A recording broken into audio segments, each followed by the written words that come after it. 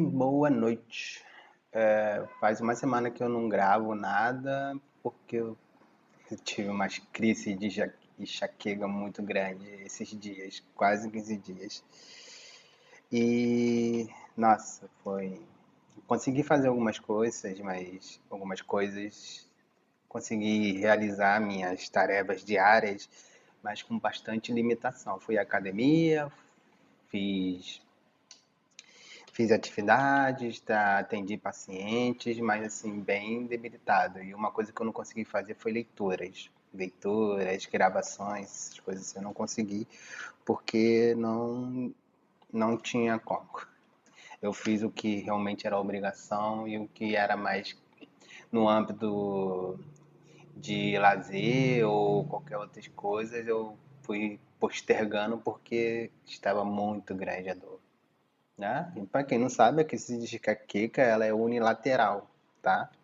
Então, ela às vezes dura uma semana ou dura alguns dias a mais. Tem gente que fica com um mês. Eu fiquei uns 15 dias, tive um pico essas semanas, essa última semana, mas agora deu uma diminuída, acho que deu uma, deu uma controlada, tá? Ele potencializa em vários motivos, né? Então, a, os critérios clínicos são simples. Os comuns são dores lacerantes, pulsantes.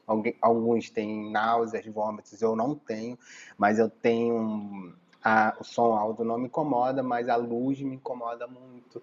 A piora da dor é a caminhada, esforço físico. Dependendo do esforço, eu sentia muita dor e muito desconforto, tá? E, cara, leitura, nossa, tava fora de cogitação. Isso tava muito ruim, mas assim, tô bem melhor agora. Tô bem remédio, essas coisas. Então vamos. Mas não vou falar sobre enxaqueca não, tá? Eu vou. Ontem eu tive aula, uma das primeiras aulas para a conclusão do curso, né? Eu estou no curso, para muitos, nem todos sabem, eu estou no curso de osteopatia, então são 5 anos de osteopatia. E como todo curso, a maioria deles, né, pede uma conclusão, um trabalho de conclusão de curso, né? Então ontem eu tive uma das primeiras aulas. Claro que na graduação a gente tem, mas é um pouco mais superficial. Pelo menos a minha graduação foi bem superficial sobre isso.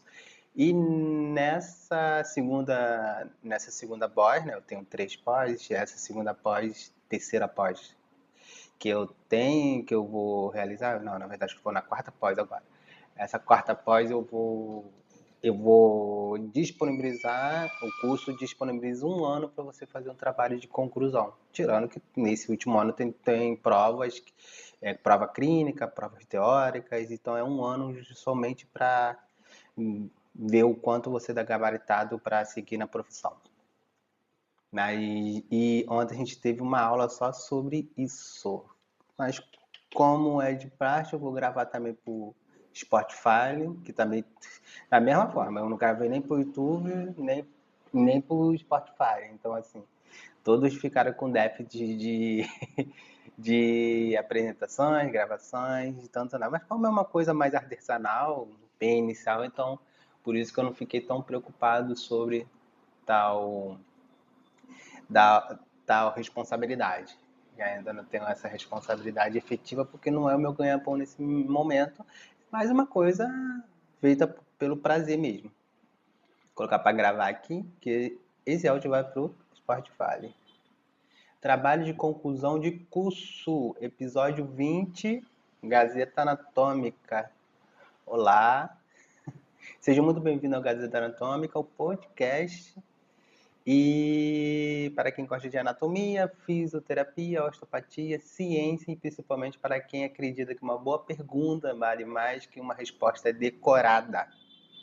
Eu sou o Thiago Rodrigues e hoje vamos falar sobre um assunto que faz muita gente perder o sono, o TCC. O famoso trabalho de conclusão de curso, para alguns é apenas uma exigência da faculdade, para outros é o maior desafio da graduação. Mas será que o TCC serve apenas para conseguir o diploma? Para muitos, sim. Ou ele pode mudar completamente a forma que enxergamos a profissão. Hoje vamos entender por que aprender a pesquisar talvez seja uma das habilidades mais importantes que o fisioterapeuta pode desenvolver, tá? Existe uma ideia equivocada de que o trabalho de conclusão de curso serve apenas para avaliar se o aluno, né, aprendeu o conteúdo de graduação. Na verdade, o principal objetivo do trabalho de conclusão de curso é ensinar o estudante a produzir conhecimento de forma científica. Não é decorada, não é decorar os artigos, não é copiar os capítulos de livros, não é fazer uma revisão superficial da internet, é aprender a resposta para uma pergunta utilizando um método científico. Essa é a essência da pesquisa. Uma das perguntas que um dos orientadores ontem estavam falando é: toda pesquisa vem de uma pergunta que te incomoda, aquele que te incomoda de verdade.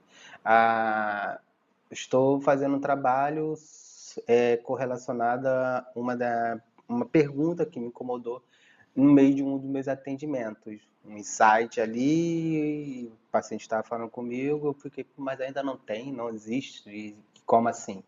E isso me fez querer pesquisar sobre esse assunto e correlacionar com outros assuntos. Claro que o que eu estou pesquisando nesse momento é um pouco mais complexo, tá? Todas as pesquisas são complexas, mas isso eu vou depender de outras profissões, vai ser um pouco mais multiprofissional essa pesquisa. Mas está na fase inicial mesmo. Deixa eu ver aqui, meu projeto. O meu projeto está na primeira fase. Eu já troquei a versão do título umas 3 vezes. Está na terceira versão do título, mas está na fase inicial, que é a fase de revisão e fisiopatologia, tá bom? Então é pesquisa para entender mais ou menos explicar pelo menos inicialmente o que é aquela fisiopatologia, que era a doença, para quando as pessoas começarem a ler o artigo entenderem. E claro que tem outras demandas. Então, alguns aplicativos atualmente está um pouco mais fácil. Imagina o pessoal os dinossauros de antigamente, que precisavam realmente recorrer a livros e pesquisas no manuscrito mesmo, na forma mais arcaica possível. Agora não, agora a gente tem internet à vontade, tem o Gemini, tem o ChatGPT que te ajuda a organizar, tem PubMed, não tenho dinheiro para os artigos porque tem artigo que é travado, então tu vai lá para o SkyHub. Então assim, tem uma gama de ferramentas e tem pessoas vendendo curso como trabalhar com essas ferramentas, mas se você for um pouco malandrinho, tu consegue pegar esses macetes de graça olhando na internet, tá? Então, assim, é o que uma das orientadoras e professoras do meu curso falou com a gente, cara, puxando a orelha também, né? Ela falou o seguinte: vocês têm que começar a ser ativos, seres ativos na sua pesquisa e colocar a mão na massa. Então, repetir e aprender. Cara, que esses dias ficou parado um pouco minha pesquisa porque estou na fase inicial, tá? Estou com tempo mais que suficiente para entregar um belíssimo trabalho, mas realmente a enxaqueca não me permitiu fazer leituras amplas nesse período, porque a luz do computador, a luz da, da própria casa e ficar muito tempo no computador, mesmo com remédio, estava me causando muita dor de cabeça e muito desconforto. Então eu não estava conseguindo me concentrar. Mas vamos voltar, tá? E se você pudesse escolher apenas um erro que mais veja nos TCCs de graduação, seria este: o estudante começa pelo título. Título. Aham. E esse é o grande problema. Primeiro vem a pergunta, depois vem os objetivos, depois vem o método. Somente então o título. Eu passei pela pergunta, e agora estou nos objetivos e ainda não cheguei nos métodos. Tá? Não cheguei nos métodos, mas estou na pergunta e estou fazendo uma fisiopatologia. Um bom projeto nasce de uma dúvida clínica. Foi o que eu passei. Por exemplo, porque alguns pacientes melhoram tanto com exercício e outros não. Será que determinada técnica realmente funciona? Existe evidência suficiente para recomendar esse tratamento? Toda pesquisa relevante começa com uma curiosidade. Hum? O melhor tema normalmente surge da prática clínica. Dali que incomoda, daquilo que ainda não possui uma resposta clara, um bom tema possui algumas características, ela precisa ser relevante, específica, viável, baseado em literatura científica, possivelmente de ser executada dentro do tempo disponível. Um tema amplo demais costuma ser impossível de concluir. E é isso que eu temo pelo meu tema. Mas vamos continuar a pesquisa e de repente eu consigo fazer alguns ajustes caso eu não consiga, tá? Mas eu tenho uns 2 anos aí para conseguir desenvolver bem esse tema. Existe uma frase muito conhecida no método científico: uma pesquisa vale pela qualidade da pergunta que faz. Antes de pensar no tratamento, pergunte. Antes de escolher as estatísticas, pergunte. Antes de escrever 50 páginas, pergunte. Uma pergunta direciona todo o restante do trabalho? Ela define objetivos, métodos, critérios de inclusão, análise, discussão, conclusões? Isso é tudo pergunta. Tudo ainda que ainda não entrei nessa fase, mas vou entrar daqui a pouco. Deixa eu ver aqui, a minha lista de artigos está por aqui. Cadê o Gemini? Aqui, ó. Eu tô com 24 fontes. Já li 24 artigos, alguns são bem repetitivos. Mas ainda estou na fase da fitopatologia. Vai rolar. Demora, mas vai rolar. A revisão da literatura. E a revisão da literatura é que acontece outro erro muito frequente.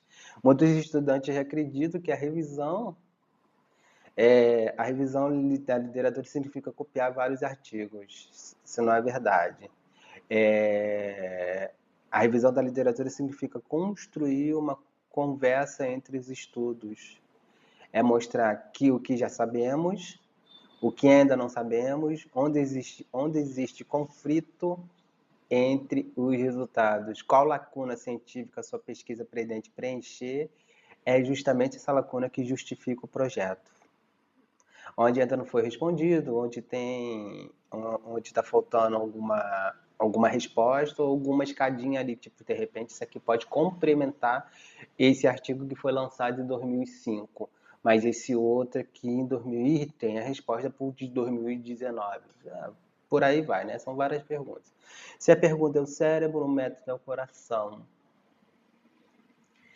Uma metodologia mal construída compromete todo o estudo. Ela precisa responder claramente quem serão os participantes, como serão selecionados, quais instrumentos serão utilizados, como os dados serão coletados, como serão analisados.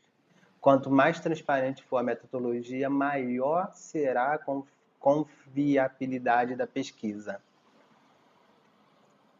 Muitos estudantes têm um verdadeiro pavor quando chegar na parte das estatísticas, e o professor estava falando sobre isso. Ela existe para reduzir o risco de tirarmos conclusões erradas.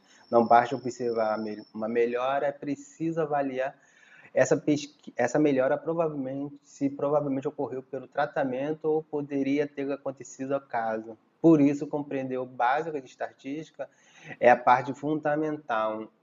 E ele tocou nesse assunto de estatísticas também. Então, tem profissionais dentro do campo de pesquisas que trabalham somente com estatísticas. Então, claro que a gente tem que aprender o básico da estatística, mas tem gente que já trabalha com estatística mesmo. Então, você pode recorrer a esse profissional dentro do campo de pesquisa, que ele vai te ajudar com essa... Você vai entregar os dados e ele vai fazer a estatística. Aí facilita a sua vida. Tu não precisa entrar a fundo com o estatística, mas tem que compreender pelo menos o basicão para você também não ficar com mãos atadas. E a inteligência artificial, que eu tinha falado com vocês ainda há pouco, né? Hoje muitos estudantes utilizam a inteligência artificial para produzir textos, mas existe uma diferença enorme em utilizar a inteligência artificial como ferramenta e utilizá-la para pensar para você. A inteligência artificial pode ajudar em algumas coisas: organizar ideias, revisar gramática, explicar conceitos, resumir os artigos e estruturar capítulos, mas você não pode ser refém da inteligência artificial. Você sempre tem que ler o artigo para verificar se a inteligência artificial, ou a ferramenta que você está utilizando, não está mudando alguma informação ali, porque muitas das vezes claro que todo mundo conhece o ChatGPT, né? O ChatGPT muitas das vezes altera algumas palavras ou se confunde em alguns comandos. Então, se você não lê antes de utilizar aquilo, você vai entregar um trabalho errado. Então, isso compromete todo o seu trabalho. Eu não vou ser hipócrita, eu vou falar que eu não uso. Eu uso Gemini, ChatGPT, Claude, tá tudo aqui aberto, tá?